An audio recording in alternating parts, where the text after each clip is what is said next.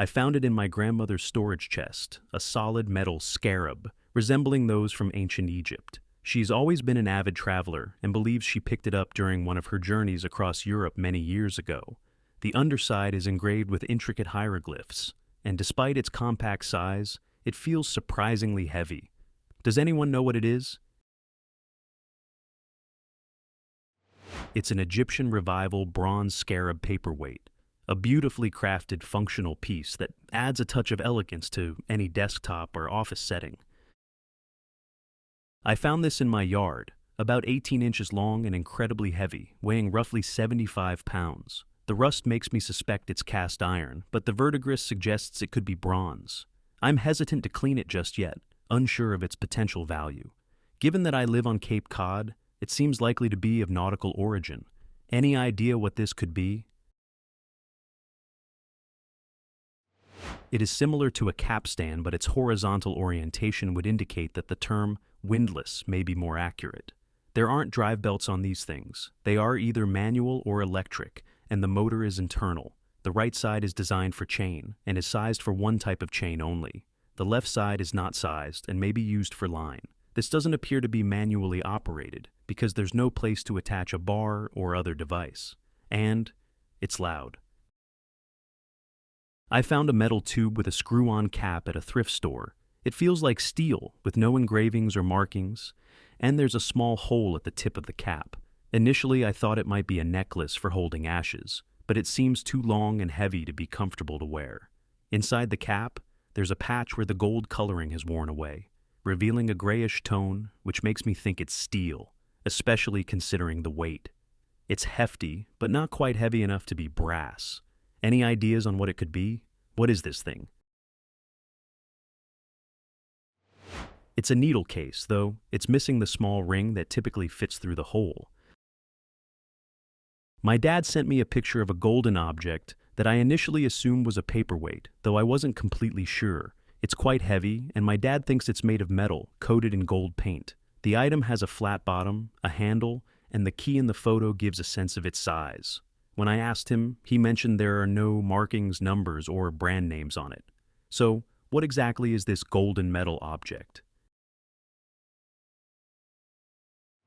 It's a paperweight, and I believe it's designed to represent a ruyi, a traditional Chinese scepter resting on a cushion. Ruyi are often given as gifts to congratulate someone or to wish them good luck. While the basic form can vary, they typically feature an elegant S-curve shape and a round, flat finial at the top. I came across it while cleaning out our grandmother's house, and no one seems to know what it is. I've tried searching for it, but I'm not sure where to begin. It's made of a heavy metal, and there's some kind of rope wrapped around the base, perhaps for gripping or holding it. Does anyone know what it is? It's a Jita bottle opener. My friend found this spiked metal collar hanging from the ceiling in one of the upstairs rooms of an old house in Spain. It was located in an unfinished part of the house, and it's quite heavy, entirely made of metal, with a leather-like strap that's very old and rusty. The diameter is roughly the size of a human neck. After searching online for metal collars and animal collars, I haven't found anything quite like it. Most dog collars seem to be leather with spikes, while this one is made entirely of metal. It's clearly very old, with spikes about 2 to 3 inches long and metal chains attached to it. I considered that it might have been used around a bull's neck, but the diameter isn't large enough to fit one. Any idea what it could be? This is an anti-wolf collar designed for sheepdogs. The spikes aren't just for show. No wolf's jaw would come near that dog's neck. It's clear that these collars were the inspiration for the decorative spiked collars people put on dogs today. I never really thought about how spiked collars once had such an important, practical purpose. I found this buried, not too deep, in my backyard. The house, built in 1950, has seen its fair share of history. The object is quite heavy, possibly brass, and the flat side appears to have had a wire attached at some point. It's about the size of my palm, and the pointed end is slightly bent. The flat end screws off, but the body of the object is solid, not hollow. Any idea what it could be?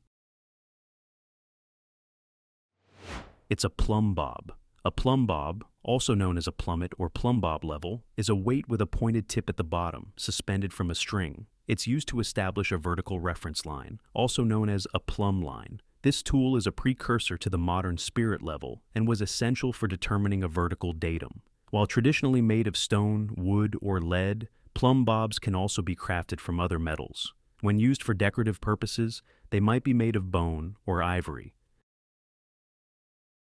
My friend found this on the beach in Germany, along the North Sea. It's approximately 130 centimeters in length and 50 centimeters in width, made of heavy steel. The small fins on both sides are movable and adjustable. Does anyone know what this is? It's a paravane. It's harmless. The paravane is a toad-winged, hydrofoiled underwater object, a water kite. Paravanes have been used in sport or commercial fishing, marine exploration and industry, sports and military applications. The wings of paravanes are sometimes in a fixed position, else positioned remotely or by actions of a human pilot. Pioneer parafoil developer Domin Ajalbert considered water kites hardly different from air kites. However, paravanes generally orient themselves in respect to the water surface. They may have sensors that record or transmit data, or are used entirely for generating a holding force like a sea anchor does. While a sea anchor allows a vessel to drift more slowly downwind, the paravane travels sideways to the pull at 1 to several times the pulling speed. Paravanes are, like air kites, often symmetrical in one axis and travel in 2 directions, the change being affected by gibing, shunting, or flipping over. I found this piece in a grab bag of costume jewelry. It's made of sterling silver and measures just over 1 inch in length. I believe it might be an old button, but I'm not entirely sure. If it was part of a piece of jewelry, I can't quite figure out how it would have been worn. It appears to be quite old, with a significant amount of tarnish. I even tried an image search, but had no luck identifying it. Any ideas on what this could be? It's a pendant for a Bolo-style necklace. A chain would go through each loop, and the decorative piece tightens the necklace by pulling the chains through it. My friend discovered several dozen of these objects in a partially destroyed area in eastern Ukraine. Each piece is approximately 2 inches long, semi-cylindrical, and hollow. They are lightweight, feature an unknown symbol, and one of them has Cyrillic writing that reads U10K. The fabric material is slightly stretchy and extends to about 4 inches when fully unstretched. I've conducted extensive searches, including references to unexploded ordnance, a UXO, submunitions, perforated tubes, and incendiary devices, but haven't found a match. Any ideas on what these could be? These are hair curlers. For Christmas, my dad received a metal detector and brought it along when he visited. I live on an old Revolutionary War battlefield, which also served as a Civil War munitions depot. I found this relic not far from a Civil War bullet I'd discovered earlier. It's made of iron and is incredibly heavy. At first I thought it might be an old mortar from the Revolutionary War, but its thickness is surprising, far thicker than expected. The house itself is built in what was once an old siege wall. Anyone have any idea what this could be?